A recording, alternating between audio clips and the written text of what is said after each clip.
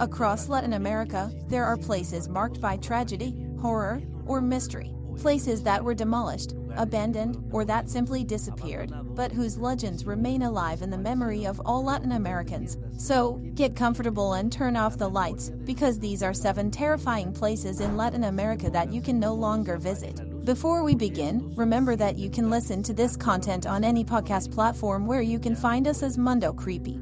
Hello, good morning, afternoon, or night, your friend Masketman greets you. Welcome to Mundo Creepy. Let us start. The Old Aranjez Asylum, Colombia. We begin this journey across the continent in Colombia, more specifically in the heart of the Aranjez neighborhood, north of the city of Medellin. There you can find an old red brick house that today houses a library and a theater. A place where one could sit and read without much concern, at least if they don't know its history, because those walls hide a very dark past. For more than 70 years, that same building was the Departmental Asylum of Antioquia, which was inaugurated in 1892 and since then housed hundreds of people with mental illnesses. Patients with schizophrenia, paranoia, severe depression, and religious delusions arrived there, many of them confined in conditions that today would be considered inhumane. Something that is not so difficult to understand when you know that from the beginning, the hospital started operating with many deficiencies. The staff was scarce, there were few medications, and the facilities simply weren't adequate. With these terrible conditions, more than 800 patients lived crowded in just 132 cells, most of which had no windows or ventilation. This made the air, heavy with the smell of dampness, urine, and disinfectant, become extremely oppressive, and the constant screams were lost within the thick walls of the enclosure. If you close your eyes, you can almost imagine it, and it is not a sensation you want to have for long. One of the most remembered patients was Epifanio Maja, a poet and author of the Antioquian anthem as lyrics. Maja was confined for more than 30 years until his death in 1913. They said the poet spoke with the ghost of a woman named Amelia, who had been his great love. But not only that, from his confinement, he also wrote some verses that, knowing the context, become extremely unsettling. One of the most remembered lines was the following: "We are all crazy," screams the crazy woman. What a bitter truth her mouth speaks. In the asylum, treatments were harsh.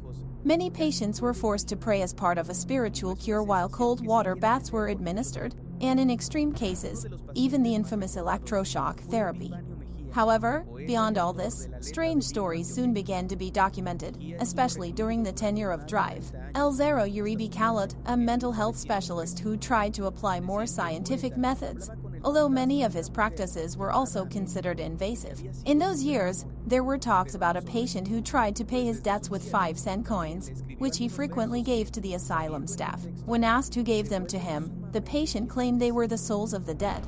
Another story that spread through the place was that of a nun who claimed that God had spoken to her one afternoon while she was in the asylum. This encounter left her so marked that the woman began to lose her mind and sometimes spent hours sitting, staring blankly into space. By the mid-20th century, the place was completely deteriorated. Conditions were increasingly dangerous, and under social pressure, the hospital was closed.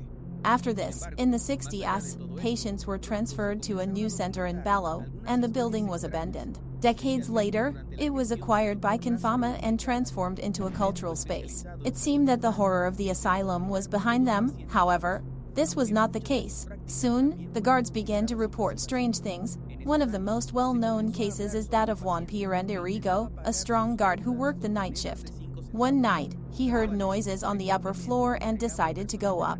As he walked through the corridors, he felt the air become dense, as if the place was breathing differently. Suddenly, a strong smell of wet earth invaded him, making him cough, but the guard didn't stop. After walking several more meters, he noticed something in the distance, illuminated by his flashlight, a figure he would never forget. It was a headless priest. The apparition slowly approached him and with a deep voice said, "Don't say you weren't afraid of me." Piranda ran out, and when he tried to open the main door, he couldn't find the correct key. Completely overwhelmed by the situation, he fell to the ground and fainted from fear. An hour later, when he woke up, he only asked for one thing: to be taken out of there. And let us be honest, who would blame him? As time passed, other stories came to light. A man who appears at 4 in the morning in the gardens. A woman who walks through the corridors accompanied by a small girl. or a child who runs on the second floor and passes through walls.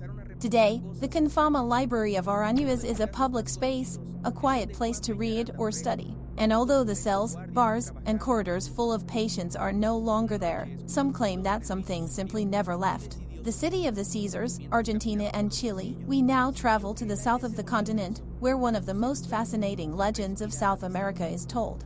It is said that at some point between Chilean and Argentine Patagonia, a majestic city existed, completely isolated from the world and surrounded by a mystery that persists to this day. It was known as the City of the Caesars. According to the accounts, it was hidden among snowy mountains, protected by a perpetual fog, and surrounded by natural barriers that made it impossible to access. It was a secret city, impossible to locate on maps, but described by many as a place full of riches, with streets paved with gold and buildings constructed of white marble. Some said that its inhabitants descended from noble Spaniards or from Inca refugees, or even from beings that were not entirely human. The first mentions appeared in the 15th century, when the Spanish Empire began its expansion through the south of the continent. One of the best-known versions claimed that a group of castaways, survivors of Pedro de Mendoza's expedition, managed to reach a remote region of Patagonia and there founded a secret city. Other accounts stated that indigenous peoples were guided by angels to a hidden valley where they founded an advanced civilization, free from pain, hunger, and time. As the years passed, the legend grew. During the 15th and 16th centuries, multiple expeditions were organized in its search. Some explorers claimed to have seen it from the top of a mountain. It was a resplendent city with bright domes in the middle of a landscape that simply seemed impossible. Others claimed to have reached its gates only to be rejected by the inhabitants themselves, who wished to protect the secret of their existence. One of the most repeated testimonies is that of the Jesuit missionary Jose Garca Alzo.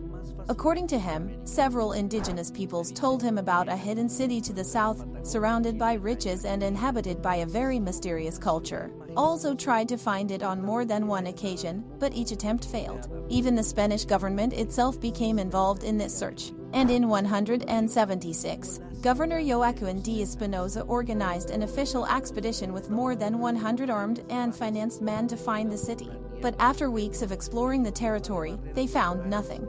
And yet, something continued to unsettle those who heard these stories: the enormous number of coincidences. Testimonies separated by decades or even centuries described exactly the same thing: an advanced, inaccessible, silent city, completely detached from the rest of the world. By the 20th century, most historians concluded that it was simply a colonial myth fueled by gold fever, religion, and the fantasies of lost explorers, a kind of El Dorado of the South.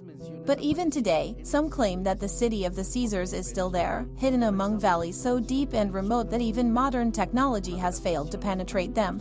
A city that perhaps does not want to be found, or worse, that was found by someone who could never return. The Asylum, Guatemala, in the heart of Zone 1 of Guatemala City, between 12th Street and 1st Avenue, there was an institution that for decades was known simply as the Asylum. Officially named the Neuropsychiatric Hospital, this center housed more than 16 patients with mental illnesses, many of them abandoned by their families or institutionalized by judicial decision.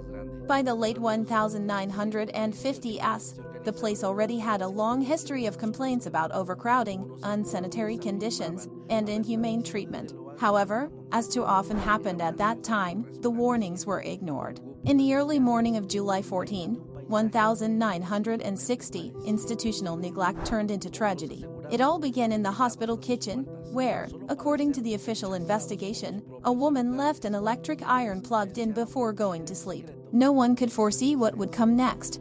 A spark was enough for the fire to quickly spread through the wooden structures of the building. Fueled by the precariousness of the facilities, the flames reached the women's dormitories, where more than 500 women slept in minutes. It was around 11:30 at night when the first sirens began to sound. Some neighbors reported seeing a fiery halo visible from several blocks away.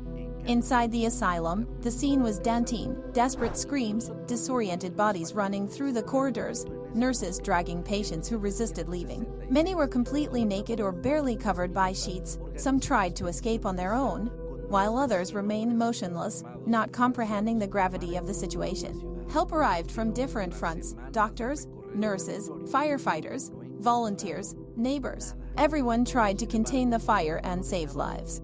Human chains were formed to carry water from nearby houses. Some tried to break down walls to access rooms trapped by the flames, but it was too late. The fire took almost 8 hours to be completely controlled.